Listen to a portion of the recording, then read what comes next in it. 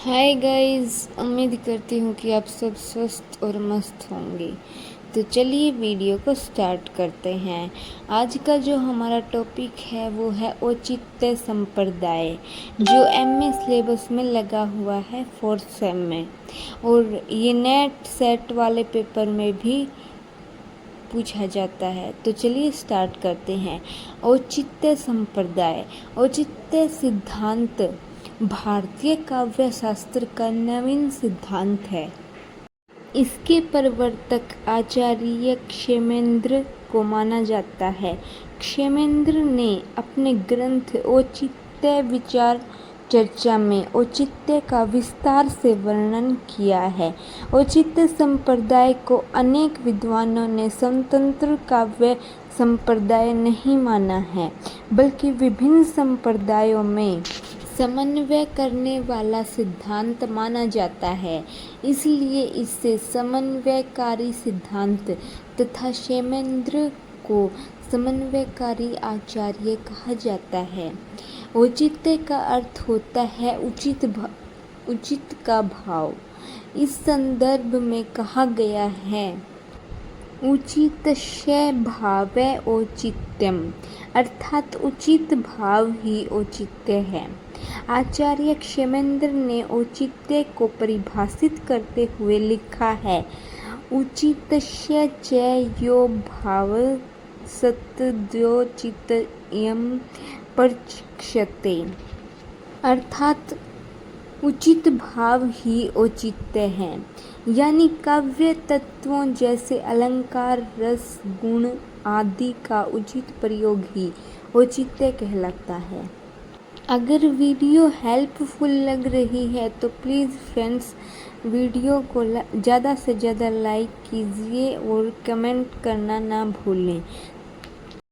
आचार्य क्षेमेंद्र से पूर्व विभिन्न आचार्यों द्वारा औचित्य निरूपण। आचार्य भरत मुनि रस सिद्धांत के प्रवर्तक और नाट्य शास्त्र के रचयिता हैं। इन्होंने औचित्य शब्द का सीधे तौर का प्रयोग नहीं किया है,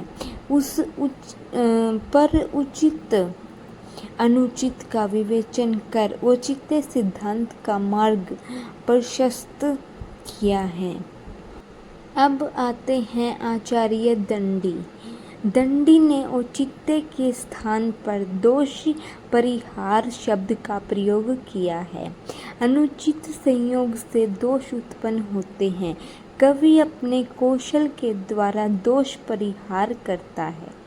औचित्य संप्रदाय का इससे अच्छा वीडियो आपको पूरे YouTube पर नहीं मिलेगा गाइज, तो इसे पूरा ज़रूर देखना।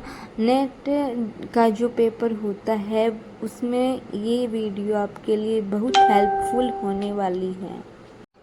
आगे देखिए गाइज, यशोवर्मन जो ये आचार्य हैं, इन्होंने क्या कहा है ये सुनिए। इनके द्वारा ही अपने नाटक रामाभ्युदय में सर्वप्रथम औचित्य शब्द का प्रयोग किया गया था। यशोवर्मन ने पात्र, रस, कथन, वचन आदि के संदर्भ में औचित्य की चर्चा की है। फिर आते हैं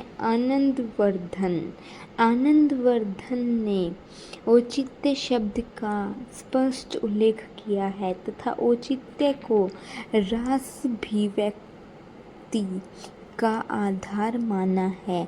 उनका मानना है कि काव्य में रसभंग का एकमात्र कारण औचित्य ही है। लेकिन आनंदवर्धन औचित्य को काव्य की आत्मा नहीं मानते हैं। आचार्य क्षेमेंद्र की दृष्टि में औचित्य। आचार्य क्षेमेंद्र ने सर्वप्रथम औचित्य को काव्य की आत्मा माना तथा अपने ग्रंथ औचित्य विचार चर्चा में इनका विस्तृत रूप से वर्णन किया। इसी कारण इन्हें औचित्य सिद्धांत का प्रवर्तक माना जाता है। क्षेमेंद्र के अनुसार जो पदार्थ जिसके सदृश्य अथवा अनुरूप होता है उसे प्राचीन आचार्यों ने उचित कहा है।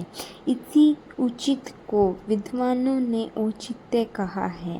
आचार्य क्षेमेंद्र ने लिखा है, औचित्यस्य च यो भावात् दयोचित्यं परचक्षते। अर्थात उचित भाव ही औचित्य कहलाता है। कविता में रस, अलंकार, गुण आदि तत्वों के उचित प्रयोग का भाव ही औचित्य है। क्षेमेंद्र ने इसे काव्य का जीवन माना है। उन्होंने लिखा है, औचित्यम रस सिद्धस्य स्थिरम काव्यस्य जीवितम। अर्थात काव्य रस सिद्ध होता है और औचित्य उसकी आत्मा या प्राण है। उम्मीद करती हूँ कि गाइज़ आपने वीडियो को लाइक कर दिया होगा।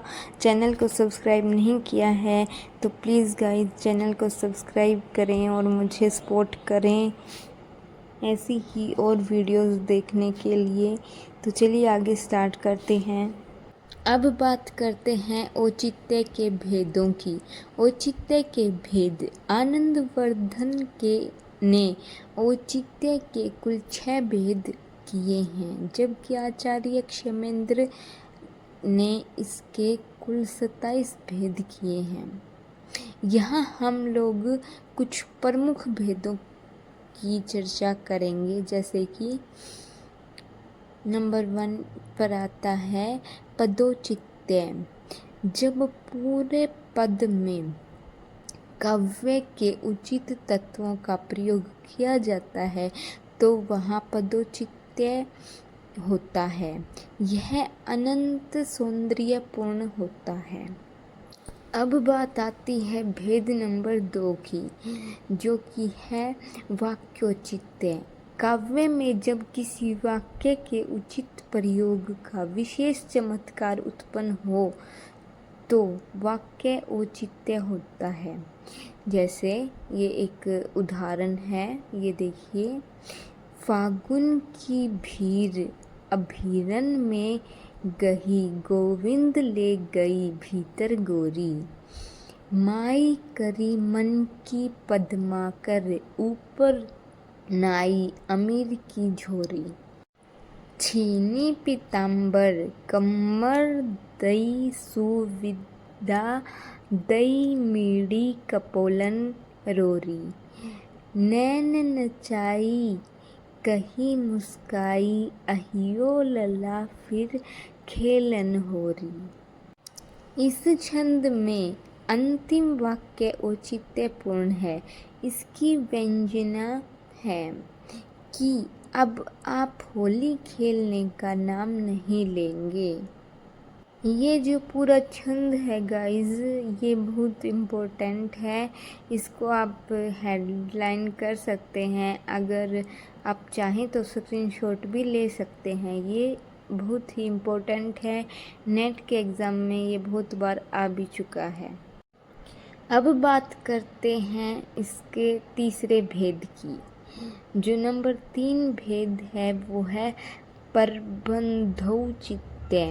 यदि संपूर्ण प्रबंध का अर्थ अनुरूप हो तो वह सहृदय से चित्त को आकर्षित करने वाला तथा चमत्कार उत्पन्न करने में समर्थ होता है। तुलसी कृत रामचरितमानस तथा केशवदास कृत रामचंद्रिका प्रबोधोचित्य के सुंदर उदाहरण हैं। तो ये तीसरा पॉइंट है। ये भी गाइज अपनी जगह पर बहुत ही इम्पोर्टेंट है। वैसे तो चित्त संप्रदाय पूरा ही इम्पोर्टेंट है। इस चैनल पर गाइज आपको हर तरह के नोट्स मिल जाएंगे, जैसे यूपीएससी के भी हैं और एमए के, नेट के, और बहुत सारे ऐसे हैं जो कॉमन हैं। वो सारी वीडियोस आपको यहाँ पे मिल जाएंगी। जो कॉम्पिटिटिव एग्ज़ाम के लिए तैयारी कर रहे हैं उनके लिए ये channel best. So guys, channel को प्लीज़ सपोर्ट कीजिए और ऐसी ही और वीडियोस के लिए चैनल को सब्सक्राइब करना मत भूलना। अब बात करते हैं नंबर 4 मतलब भेद नंबर 4 की। जो नंबर 4 भेद है वो है अलंकारोचित्य। पर प्रस्तुत अर्थ के अनुकूल विभिन्न अलंकारों का प्रयोग ही अलंकारोचित्य कहलाता है। अलंकारों के प्रयोग से काव्य में लावण्य तथा रस का पोषण होना चाहिए। जैसे कि एक उदाहरण है जो आपको स्क्रीन पे दिख रहा है, वो क्या है वो देखिए गाइज। उदित उदयगिरी मंच पर रघुवर बाल पतंग, विकसित संत सरोज सब हर्षे लोचन भृंग।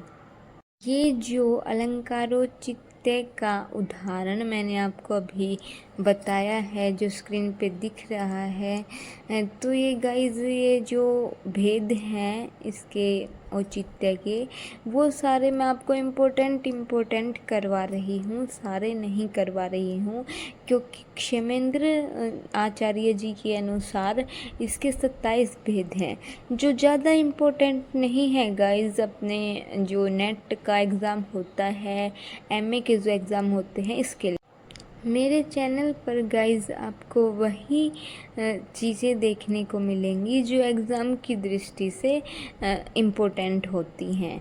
मैं मतलब ज़्यादा कुछ नहीं करवाती, लेकिन जितना करवाती हूँ वो मोस्ट इम्पोर्टेंट करवाती हूँ। तो हम इसके सारे भेद न करके जो इम्पोर्टेंट भेद हैं जो एग्ज़ाम में आते हैं, हम वही करेंगे। तो इससे अगला जो भेद है वो है भेद नंबर 5। भेद नंबर 5 है गाइज रसोचित्य। औचित्य से प्रदीप्त रस सभी से हृदयों में व्याप्त होकर उनको ऐसे प्रसन्न करता है जैसे वसंत अशोक को अंकुरित करता है। ये था गाइज औचित्य का भेद नंबर 5 जो मैंने अभी आपको करवाया। उम्मीद करती हूँ गाइज आपको ये वीडियो अच्छे से समझ आई होगी, और ऐसी ही वीडियोस के लिए मेरे चैनल को सब्सक्राइब कर देना गाइज। और वैसे तो मैंने औचित्य के जो भेद हैं इम्पोर्टेंट वो मैंने करवा दिए हैं। अगर आपको लग रहा है कि नहीं और सारे भेद चाहिए, तो मैं उनका अलग से वीडियो डाल दूँगी। कमेंट सेक्शन में ज़रूर बताना गाइज़ कि आपको इस वीडियो के मतलब औचित्य के अगले जो भेद हैं उनका वीडियो चाहिए या नहीं चाहिए, कमेंट सेक्शन में ज़रूर बताना। और फिर मिलते हैं अगली वीडियो में, तब तक के लिए धन्यवाद।